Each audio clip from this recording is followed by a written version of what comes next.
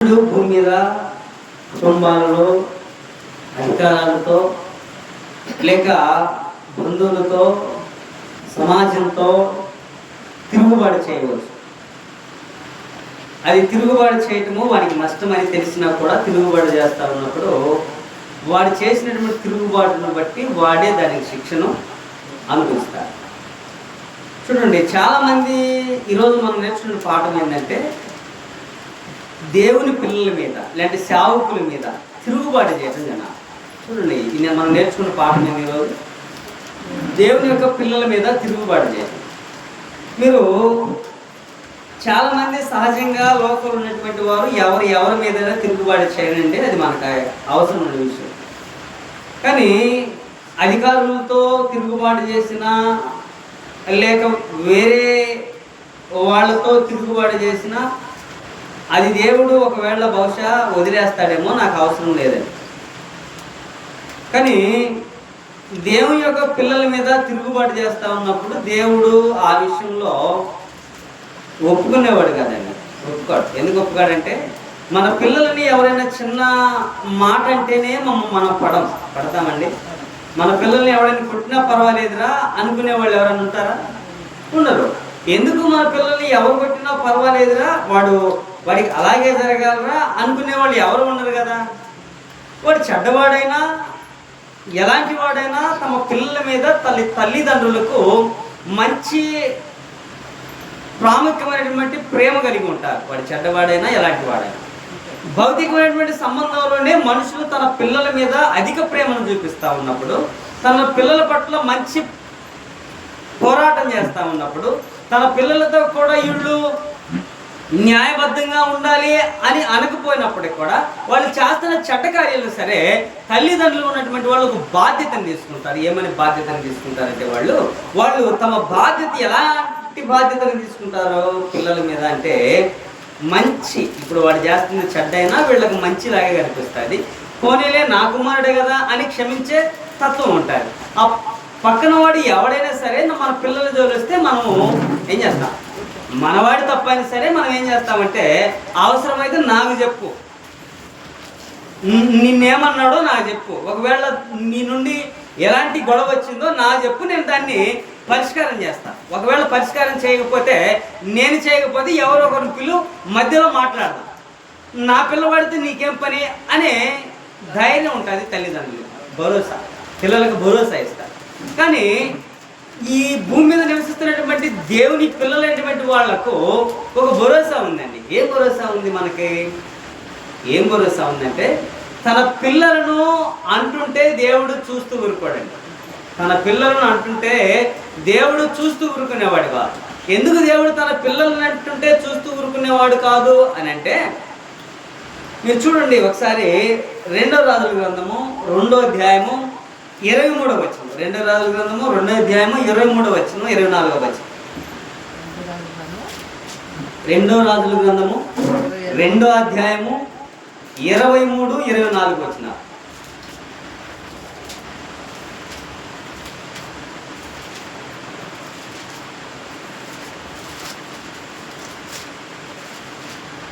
ఈ 2వ రాజుల గ్రంథము 2వ అధ్యాయము మొదటి నుంచి మనం చూస్తే ఇక్కడ ఎలీషా అనేటువంటి వాళ్ళు కనపడతారు మనకు. 23 నుంచి చదవండి.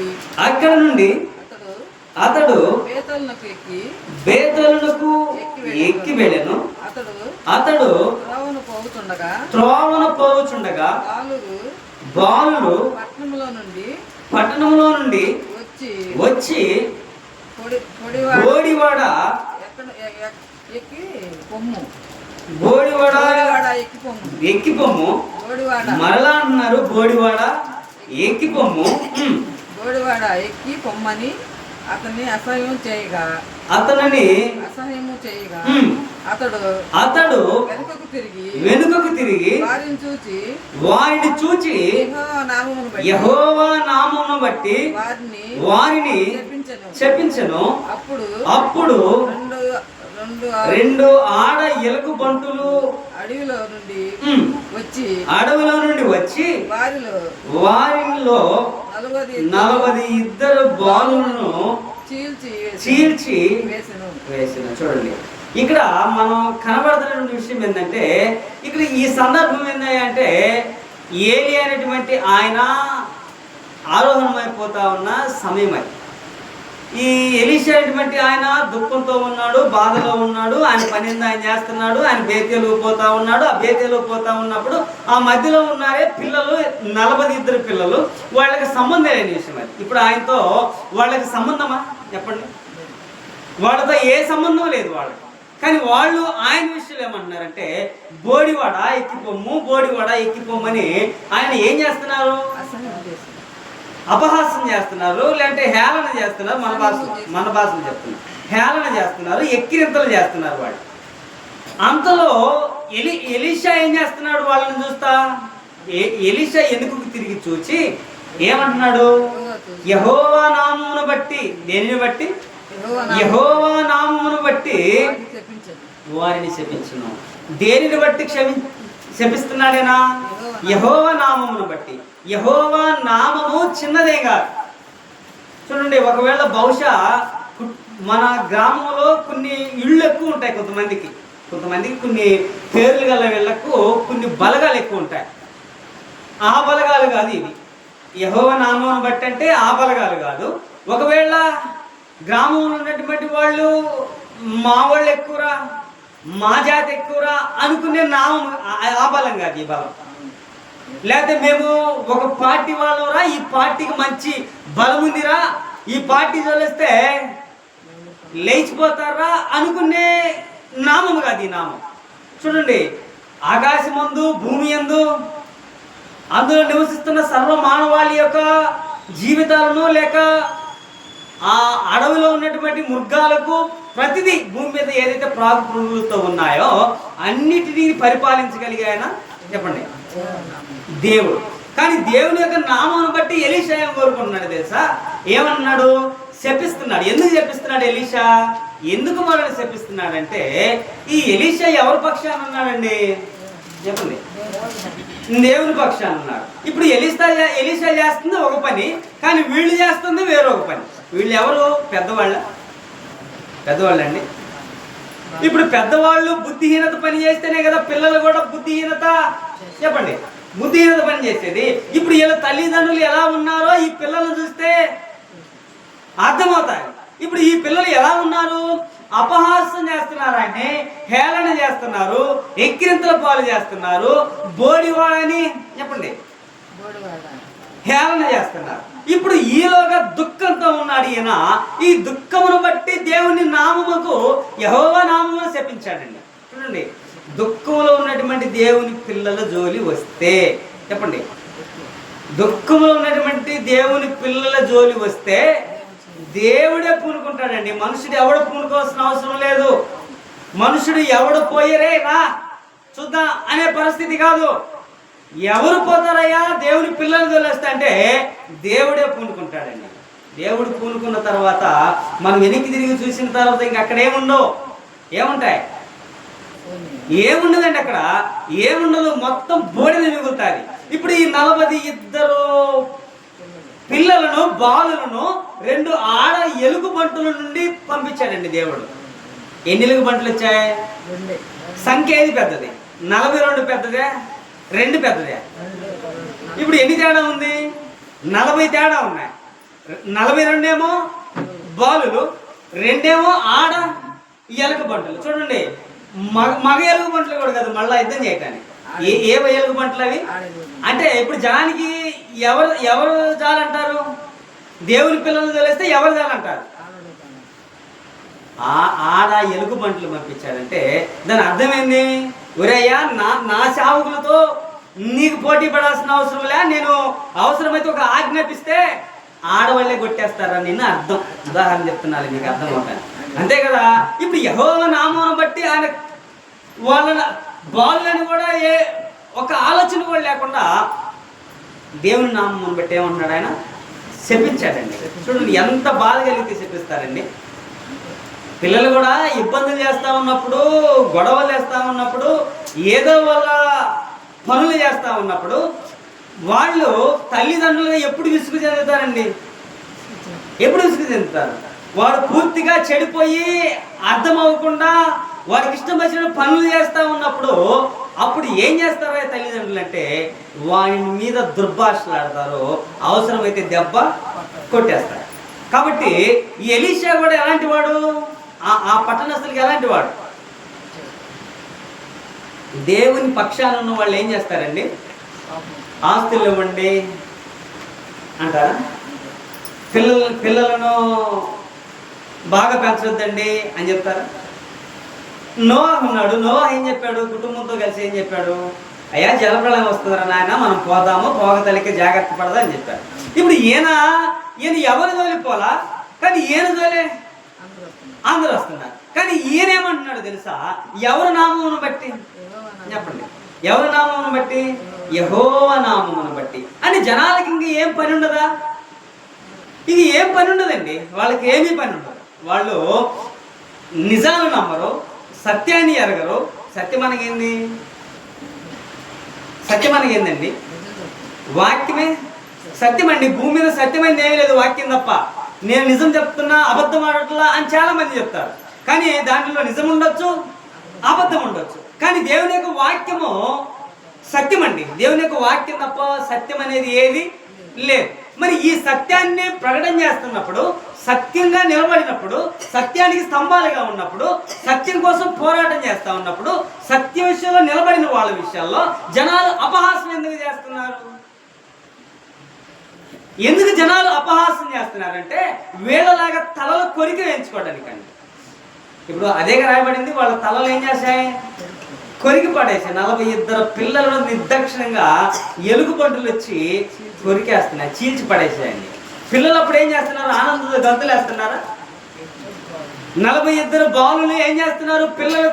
పిల్లలందరితో కలిసి ఆటలాడుతూ, పాటలు పాడుతూ, డాన్సులు వేస్తున్నారు. అక్కడ చీల్చి వేస్తుంటే వాళ్ళ కేకలు ఎలా ఉంటాయో ఒకసారి ఊహించుకోండి. వాళ్ళ కేకలు ఎలా ఉంటాయో ఒకసారి ఊహించుకోండి. ఒక స్కూల్ నుండి వస్తున్నటువంటి పిల్లలు లేదంటే బస్సులో పోతూ ఒకేసారిగా అకస్మాత్తుగా అరిస్తే ఏమనిపిస్తుంది? ఊనుకొస్తుంది. ఎందుకు అకస్మాత్తుగా ఇంతలా శబ్దం వచ్చేది అని భయం వేస్తుంది. కానీ వీళ్ళు అరుస్తూ ఉన్నప్పుడు ఇంక ఎంత శబ్దం వచ్చి ఉంటుంది? రాలేదండి. వచ్చి ఉంటుందే ఉండదా? వచ్చి ఉంటుందండి. ఎందుకంటే చూడండి, దేవుని యొక్క పక్షాన ఉన్న జోలి వస్తే దేవుడే పూనుకుంటాడండి. మనుషుడు ఎవడు పూనుకోవాల్సిన అవసరం లే. అందుకే బైబిల్ ఏమంటుందంటే, పగ తీర్చుట నా పని. నువ్వు నోరు మూసుకొని నువ్వు పోతే పగ తీర్చుట నా పని. నేనున్న పగ తీర్చడానికి నువ్వు నోరు మూసుకొని నిశ్శబ్దంగా ఉండు. ఏం చేస్తాడంట? చేసేదంతా నేను చేస్తా, నువ్వు నిముత్తులు మాత్రమే. నువ్వు నిలబడు.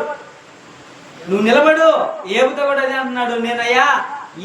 నేను పోతే బాగుండు అనుకున్నాను అంటే ఏబుని అంటున్నాడు, అరే అబ్బాయి నువ్వు ఈ జగత్కు పునాది వేయబడినప్పుడు నువ్వు ఉన్నావా అంటున్నాడు. ఉన్నాడు నిజంగా. ఏబు జగత్ పునాది వేయబడినప్పుడు ఉన్నాడా? లేడండి. మన విషయం ఏంటంటే, ఇప్పుడు దైవ పిల్లలను, దేవుని యొక్క పిల్లలను ఎందుకు అలాంటి అభిప్రాయంతో చూస్తున్నారు జనాలు? ఎందుకు అలాంటి అభిప్రాయం చూస్తున్నారంటే, సదోమ పట్టణాల్లో, 2 పట్టణాల్లో మనం చాలాసార్లు విన్నాం. సదోమ పట్టణాలు 2 ఉన్నాయి. ఆ 2 పట్టణాల్లో ఉన్నటువంటి జనాలు ఎలా ఉన్నారా అంటే, ఎలా ఉన్నారు? హృదయం నిండా అసూయలు, కలహములు, కామ క్రోధలు కలిగి ఉన్నారు వీళ్ళు లోతు ఇంటికి దేవదూతలు పోతే అసలు దేవదూతలని కూడా లక్ష్య పెట్టట్లేదండి వాళ్ళు. అరే వీళ్ళు దేవదూతలు అయ్యా అని లోతు చెప్తుంటే కనీసం దేవదూతలు అని రెస్పాన్స్ కూడా ఇవ్వటంలో వాళ్ళకి. రే నువ్వు పక్కకు పోతావా, బయట లాగేయమంటావా అంటున్నారు ఏవుని. క్షమించండి, ఎవరిని? లోతుని. ఇప్పుడు లోతు అంటున్నాడు, అయ్యలారా వీళ్ళ జోలి మీరు పోవద్దు. ఏమవుతుంది పోతే? ఏమవుతుంది? వీళ్ళ జోలి పోవద్దు. మీకు కావాలనుకుంటే నాకు యవన ప్రాయం ఉన్నటువంటి 2 కుమార్తెలు ఉన్నారు, వాళ్ళని మీరు తీసుకుపోయి మీ ఇష్టం వచ్చినట్టు వాళ్ళని చేయండి. అయినా నాకు అభ్యంతరం ఏమి లేదు. కానీ మీరు వీళ్ళ జోలి మాత్రము రావద్దు అంటుంటే వాళ్ళు ఏమంటున్నారు తెలుసా? నువ్వు పంపించిన ముందు నాయన మన అర్థం ఉంటుంది. నువ్వు పంపించిన నాయన మేము చూసుకుంటాం ఆ సంగతి, అసలు వచ్చేది ఏందో చూద్దాంలే, వాళ్ళు ఎంత అందంగా ఉన్నారు, వాళ్ళ అందానికి రాసి మీద అర్థం అవటంలా, పంపించు అంటున్నారు. ఈ దేవదూతలు చూస్తూ ఉన్నారు, వీళ్ళు ఎంతసేపు సోది చెప్తారో ఇన్నా అని చూస్తున్నారు. చూసి చూసి ఏమేమంటున్నారంటే, నువ్వు లోపలికి వచ్చి తలిపే అంటే క్షమించండి, లోతు ఒకవేళ వెనుకపోయి ఉండొచ్చు, లోతు అనే ఆయన వెనుకపోయి ఉండవచ్చు. ఈ లోతును వాళ్ళు లాగి తలిపేశారు. తలిపేసిన తర్వాత అక్కడ ఎంత అందంగా కనబడుతుంది వాళ్ళందరికీ, ఎంత అందంగా కనబడుతుంది. వాళ్ళందరికీ కనుమొప్పు కలగజేశాడు దేవుడు. ఏం కలగజేశాడు? కనుమొప్పు కలగజేశాడు. ఇప్పుడు ఎవరి పక్షాన ఉన్నాడు? క్షమించండి, లోతు ఎవరి పక్షాన ఉన్నాడు? ఈ లోతు అనే ఆయన దేవుని పక్షాన ఉన్నాడు. లోతు ఇంటికి దేవదూతలు వచ్చారు. ఇప్పుడు వీళ్ళు ఏమంటున్నారు అంటే, ఏమంటున్నారు వీళ్ళు? మేము సేవించాల వాళ్ళని పంపించు అంటున్నారు. ఆ సదోమ గొమొర్రా యొక్క పట్టణం ఎలా ఉంది? ఎట్లా ఉంది? పాపంతో నిండబడి ఉంది. ఇప్పుడు నిండబడినటువంటి దానిని బట్టి దేవుడు ఏం చేశాడు చెప్పండి? అగ్ని గంధకాలతో తగలబెట్టేశాడు. చూడండి, దేవదూతలని రెస్పాన్సిబిలిటీ ఇవ్వనప్పుడు దేవుని యొక్క పక్షాన ఉన్నాడు. పాపం లోతు అని రెస్పాన్సిబిలిటీ ఇవ్వనప్పుడు దేవుడే పూనుకున్నాడు. ఆ పట్టణాలను ఏం చేశారు? 2 పట్టణాలను అగ్నితో తగలబెట్టేశాడండి. అంటే దేవుని యొక్క పిల్లలు జోలిపోతే దేవుడు నిజంగానే తగలబెట్టేస్తాడా అండి? ఏమండి? మొహమాటం ఏం లేదండి. దేవుని యొక్క పిల్లల జోలి వస్తే దేవుడు ఒక్కసారి పూనుకున్నాడంటే పునాదులతో సహా లేచిపోవాల్సిందేనండి. నువ్వు ఎంత బలవంతుడు అయినా, ఎంత బలమున్నవాడివైనా, ఎంత బలగు ఉన్నవాడివైనా, ఎంత డబ్బు ఉన్నవాడివైనా చెప్పండి, దేవుని యొక్క ఉగ్రత ముందు మనము ఉపయోగపడమండి. బైబిల్ అంటుంది మన జీవితము, మన బ్రతుకు నీటి మీద ఆవిరి బుడగ లాంటిదంట. మన జీవితం ఎలాంటిది?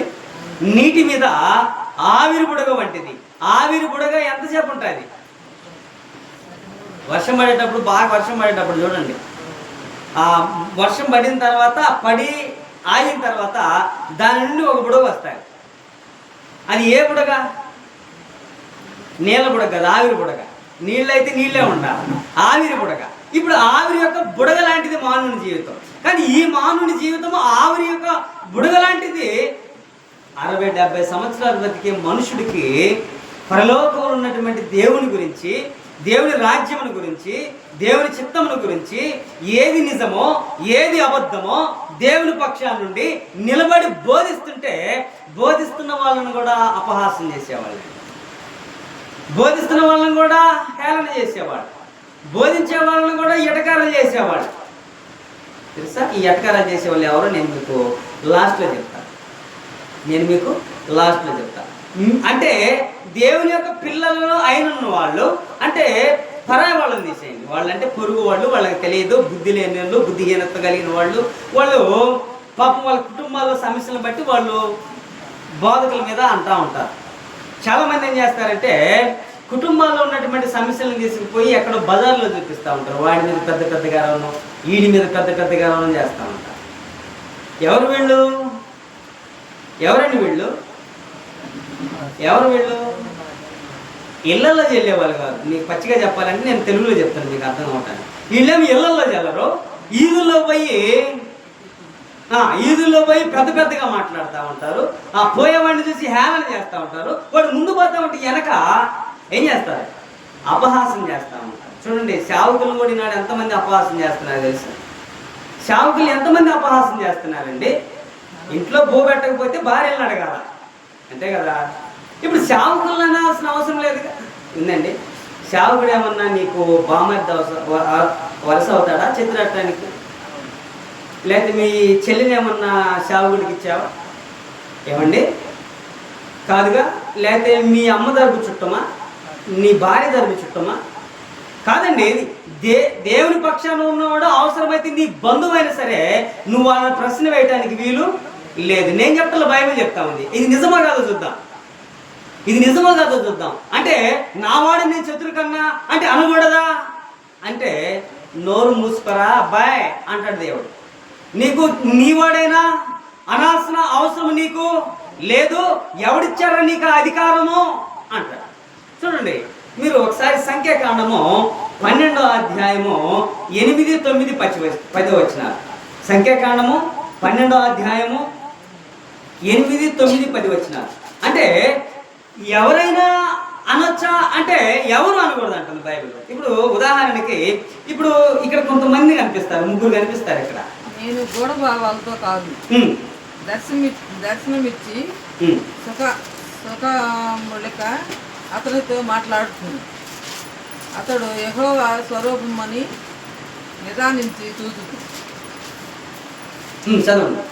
కాబట్టి నా సేవకుడైన ఎవరైనా నా సేవకుడైన మోషేకు విరోధముగా మాట్లాడుటకు మీరు ఎలా భయపడలేదని యెహోవా కోపము వారి మీద రగులుకొనగా ఆయన వెళ్ళిపోయాడు. మేఘమును ఆ ప్రత్యక్షపు గుడారము మీద నుండి ఎత్తబడిను. అప్పుడు మిరియాము ఇముము వంటి తెల్లని కుష్టి గలవాడాయను. అహరోను మిరియాము వైపు చూచినప్పుడు ఆమె కుష్టి గలదిగా కనబడేను. చూడండి ఇక్కడ ముగ్గురు వ్యక్తులు మనం చూస్తున్నాం. ఒకటి మోసే, ఒకటి అహరోను, ఒకటి మిరియాము. ఇప్పుడు అహరోను, మిరియాము, మోసే ఏమవుతారు చెప్పండి, ఏమవుతారు?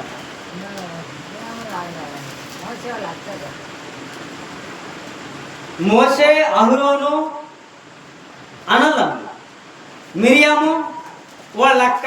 చూడండి ఇప్పుడు వీళ్ళు ఎవరు? వీళ్ళు ఒక తల్లికి పుట్టిన వాళ్ళు, ఒకే రక్తాన్ని పంచుకున్న వాళ్ళు, దేవుని పనిలో ఒకే పనిని ముందుకు నడిపించిన వాళ్ళు, ఇశ్రాయేలు ప్రజలను రక్షించడానికి ఆ బానిసత్వం నుంచి విడుదల చేయడానికి మోషేను పంపించినప్పుడు మోషేతో కూడా అహరోను, మిరియాములు ఉన్నారు. ఇప్పుడు మోషే అహరోనును, మిరియాములను వెంట పెట్టుకొని పోయాడు.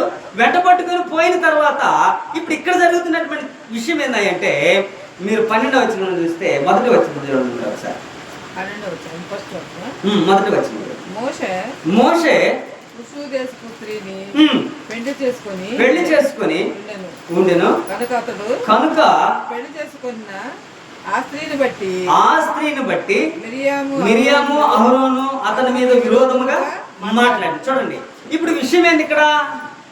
మోషే అని ఆయన వేరే ఒక దేశపు ఆమెను వివాహం చేసుకున్నారు.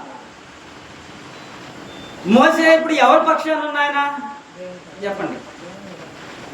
దేవుని యొక్క పక్షాన ఉన్నాయన. ఇప్పుడు వీళ్ళు మోషేని అంటుంది ఎవరు? ఆయన హోన్ బ్రదరు, హోన్ సిస్టర్. అంటే అక్క అన్న కానివ్వండి, తమ్ముడు కానివ్వండి, ఎవరన్నా కానీ సొంత ఇంటి వాళ్ళు ఆయనను హేళనగా మాట్లాడుతున్నారు, లెక్క లేకుండా మాట్లాడుతున్నారు. ఇప్పుడు మోసే వాళ్ళు అనుకుంటున్నారు, ఒరే మాతో కలిసి ఉన్నాడే కదా, మేము తాగిన పాలు తాగిన వాడే కదా, లేకపోతే ఆడు తాగిన పాలు మేము తాగాం కదా, ఇప్పుడు అంత మాత్రాన వీడు ఎందుకు పెద్ద గొప్ప అనుకుంటున్నాడు రా అనుకుంటున్నారు వాళ్ళు. కానీ నిజంగా గొప్ప కాదండి. వాళ్ళు ఇంటిలో వాళ్ళైనా, ఒక తల్లికి పుట్టిన వాళ్ళైనా, తల్లి గర్భం జన్మించిన కుమారుడైనా, ఆ తండ్రి ద్వారా రక్తాన్ని పంచుకొని పుట్టిన కుమారుడైనా వాళ్ళను వేరేగా మాట్లాడడానికి అధికారాలు దేవుడు ఇచ్చాడండి. కుటుంబంలో తల్లిదండ్రులకే అధికారం ఇవ్వకపోతే ఎవడ గాలిగాడంటే దేవుడు ఊరుకుంటాడండి? ఊరుకుంటాడా? కుటుంబంలో తల్లిదండ్రులు అంటేనే ఒప్పుకోవటంలా. ఇప్పుడు మిరియాము మోసేను అనిన దానిని బట్టి ఇమము లాంటి కుష్టి కలిగింది ఆమె. ఎలాంటి కుష్టి? కుష్టి అంటే ఎక్కడ కలిగింది ఆమెకు? నొసుటినండి, నొసుటిన కుష్టి కలిగింది.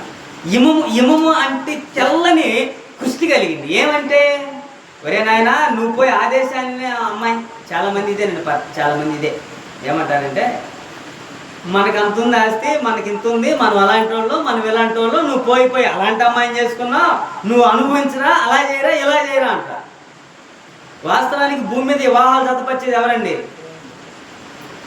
బైబిల్ అంటుంది కదా, వివాహం అన్ని విషయంలో చెప్పండి ఘనమైనది. ఇప్పుడు ఘనమైన క్రియను జరిగించేది ఎవరండి? దేవుడు. ఇప్పుడు దేవునికి మోషకి ఇష్టమైంది, ఆమె చేసుకున్న భార్యకి ఇష్టమైంది. ఇప్పుడు మధ్యలో వీళ్ళకేంది? ఏంటండి వీళ్ళకేంది? ఇప్పుడు వీళ్ళేమంటున్నారు తెలుసా? ఏం మాట్లాడుతున్నారంటే, ఎలా మాట్లాడుతున్నారంట? అతనికి విరోధముగా మాట్లాడుతున్నారంట, విరోధముగా మాట్లాడుతున్నారు. ఇప్పుడు వారు మోషే చేత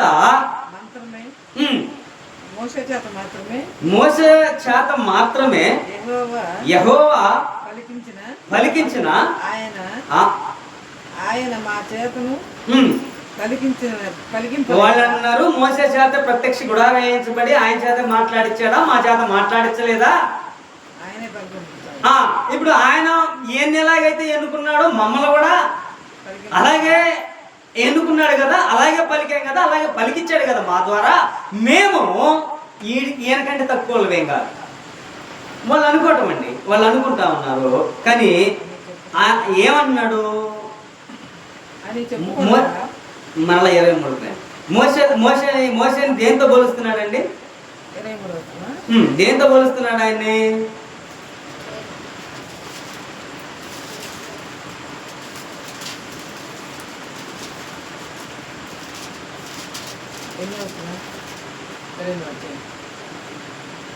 పన్నెండు 23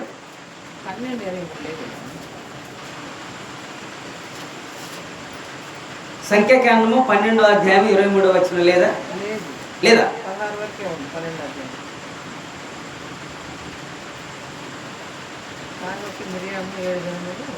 8, 9, 10.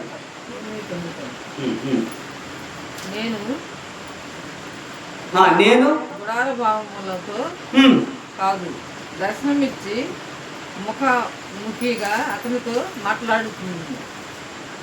అతడు యెహోవా స్వరూపమును. ఎలాంటి వాడు అతడు? యెహోవా స్వరూపం వంటి వాడు, నిదానించి చూచును కాబట్టి. ఎవరంట ఆయన? నా సేవకుడైన మోషకు విరోధముగా మాట్లాడారు. ఏమంటున్నాడు ఆయన? నా సేవకుడైన మోషకు మీరు విరోధముగా మాట్లాడారు. ఎందుకు మాట్లాడారు? ఎందుకు మాట్లాడారు? మావోడేనండి, మాకు బామర్ది వరుస అవుతాడండి, మాకు తమ్ముడు అవుతాడండి, మా హోన్ బ్రదర్ అండి అంటారు చాలా మంది. కానీ ఎవడైనా దేవుని యొక్క పిల్లలను అంటానికి ఆస్కారము లేదండి. వాడు ఎవడైనా కానివ్వండి, అవసరమైతే నీకు జన్మనిచ్చిన చెప్పండి తండ్రి అయినా అవ్వండి, లేదా నీ ఎంగిలి పాలు తగిన తమ్ముడు అన్నావండి, లేదా నీ రక్తం ఇచ్చి సంపాదించినటువంటి నీ తల్లి అన్నావని, దేవుని పక్షాన ఉన్న వాళ్ళని అంటానికి దేవుడు ఒప్పుకోవట్లేదండి, ఒప్పుకోవట్లేదు. వాడు ఎవడు అనామకుగాడంటే ఊరుకుంటాడండి? దేవుడు ఊరుకుంటాడా? వాడు ఏదో గాలి కోతలకు వస్తాడు. ఇప్పుడు గాలి కోతలు కూర్చున్నంత మాత్రం మనకి ఏమైనా అవుతుందా? ఇప్పుడు రాయి కాడ కూర్చొని ఒక చిక్కెలు పెడతా ఉన్నాడు అనుకోండి, ఉదాహరణ చెప్తా ఉన్నా, రాయి ఎన్నిసార్లు అవుద్ది చెప్పండి? సరే, పెద్ద బలమైన కర్ర తీసుకొని మంచి పెద్ద రాయిని బలం ఉన్న వరకు కొడుతున్నాడు అనుకోండి, ఎంతసేపు ఏడుస్తుంది చెప్పండి? ఎంత చెప్పండి? ఎన్నిసార్లు ఏడుస్తుంది? పొద్దుగుకెళ్ళకి ఒకసారి ఏడుస్తుంది రాయి, ఏమండి? ఏడవదు. ఇప్పుడు వాడు చేస్తున్నటువంటి పనిని బట్టి వాడే ఒకరోజు కొట్టి ఏమవుతాయి? కాబట్టి అని మిరియాకి ఏమొచ్చింది? కుష్టి వచ్చింది. కాబట్టి గుర్తు పెట్టుకోండి, ఎవడైనా దేవుని యొక్క పక్షాన ఉన్నటువంటి దైవజనుల విషయంలో హేళనగా మాట్లాడి అపహాస్యంగా మాట్లాడితే, ఒకవేళ కుష్టి రాకపోయినా ఖచ్చితంగా పక్షవాతం మాత్రం వస్తాయి తెలుసా? ఒకే చెయ్యి, దాంతోనే పైకి పంపించాలా, దాంతోనే కిందకి పంపించాలి. ఏంటిది? ఆహారం పంపించాలా, ఆహారం నుండి వచ్చేది మళ్ళా తీసుకోవాలా. ఏం చేస్తే దేవుని పిల్లలను వ్యర్థముగా అపహాసం చేసి హేళన చేస్తే ఒకే చెయ్యి ఉంటుంది, దాంతో 2 పనులు చేయాలి. ఇప్పుడు మనిషికి ఎన్ని చేతులు ఉన్నాయి? దేని పని అది చేస్తుందా లేదా? మరి ఒక చేయి ఇచ్చినప్పుడు రెండు పనులు ఒకటే చేయాలి లేదా? చేయాలి లేదా? చేయాలి కదా. కానీ చూడండి, గుర్తుపెట్టుకోండి, అది ఎవరైనా సరే, అది వరుసకైనా సరే, బంధుత్వానికైనా సరే, అజాగ్రత్తగా, ఎటకారంగా, అవమానంగా పలికినటువంటి మాటకు దానికి ఏం రెస్పాన్స్ వస్తుందా అని ఎదురు చూసే వాళ్ళుగా ఉండాలండి. మనం చెప్పే మాటకి దాన్ని బట్టి దేవుడు ఆ వ్యక్తి నుండి మనకేం పంపిస్తాడనే భయాలు లేకుండా పోతున్నాయండి. నాకు చాలామందికి భయాలు లేకుండా పోతా ఉన్నాయి. చాలామంది సేవకుల విషయాల్లో ఇలాగే ఉన్నారండి. నిజంగా సేవకులు కూడా కొంతమంది ఇలాగే ఉన్నారు. నిజమండి, సేవకులు కూడా ఇలాగే ఉన్నారు. సేవకులు ఎందుకున్నారా అంటే వాళ్ళకి పూర్తిగా నిజమైన అవగాహన లేకుండా ఉన్నారండి. వాళ్ళు ఉన్నప్పటికీ కూడా నిన్ను అనే అధికారం ఇవ్వలేదు దేవుడు. నిన్ను వాళ్ళని అను అనే అధికారం ఇచ్చాడండి? ఇచ్చాడా? ఇవ్వలేదండి. ఊరికే ఉదాహరణకి ఒక చిన్న కానిస్టేబుల్ కింద ఏమంటారు, హోమ్ గార్డ్. ఒకసారి హోమ్ గార్డ్ జోలికి పోండి, ఊరుకుంటారు వాళ్ళు. డిపార్ట్మెంట్ అంతా వచ్చి తాట తీస్తారు. తీదండి. ఒక పోలీస్ ఆయన జోలికి పోతే డిపార్ట్మెంట్ అంతా వచ్చి తాట తీస్తారు. కానీ దేవుడు ఈ డిపార్ట్మెంట్ల కంటే పెద్ద డిపార్ట్మెంట్ అండి. ఆయన భూమి మీద ఉన్నటువంటి అధికారాలకు డిపార్ట్మెంట్ల కంటే పెద్ద డిపార్ట్మెంట్ కలిగిన ఆయన ఇప్పుడు ఆయన పిల్లలు తెలిసి ఊరుకుంటాడండి? ఊరుకుంటాడా? ఊరుకట్టలేదు దేవుని పిల్లలు. కాబట్టి అపహాస్యం చేస్తా, హేళన చేస్తా ఉంటే దేవుడు మాత్రము సహించలేడు. ఒక చిన్న విషయం చెప్తా. యేసుక్రీస్తు వారు ఎవరి గర్భాన జన్మించాడు? ఎవరి గర్భానండి? కన్నికైనా మరియ గర్భాన్ని జన్మించిన ఆయన ఒక టయాన యేసుక్రీస్తు వారితో అంటున్నాడు, అదిగో నీ తల్లి వచ్చింది, నీ తండ్రి వచ్చాడు, నువ్వు పో అంటే యేసుక్రీస్తు వారు ఆడ మాట్లాడుతున్న మాట ఏందండి? ఏమంటున్నాడు యేసుక్రీస్తు వారు? ఎవరు నా తల్లి, ఎవరు నా తండ్రి? ఇప్పుడు వాళ్ళతో నాకు అవసరం లేదు అంటే ఇప్పుడు ఆయన ఎందుకు అన్నాడు ఆ మాట? నిజంగా అవసరం లేదనే? నిజంగా వాళ్ళతో ఇప్పుడు అవసరం లేదంటున్నాడంటే నిజంగా అవసరం లేదనే కాదండి. ఇప్పుడు నన్ను పంపబడినటువంటి తండ్రి పని చేస్తున్నాను నేను. నన్ను పంపబడినటువంటి తండ్రి పని భూమి మీద నేను చేస్తున్నా కాబట్టి వాళ్ళతో ఇప్పుడు నాకు అవసరం లేదు, పని లేదు. మరి వాళ్ళకి ఇవ్వాల్సినటువంటి సమయం ఉంది కదా, అప్పుడు ఇస్తా. దాని అర్థం ఉదాహరణ చెప్తాను. ఆ టైం ఉంది, ఆ టైం ఇస్తా అని వాళ్ళంత మాత్రమే ఉన్నారు. అరే నిన్ను కన్నా నేనేరా, నీకు భూ పెట్టింది నేనేరా అంటున్నారండి వాళ్ళు యేసుక్రీస్తు వారిని. అంటున్నారా? అరే మీకు కష్టపడి నేను పస్తు నుండి భూ పెట్టారా అంటుందా మరియమ్మ? అంటుందా? లేదండి.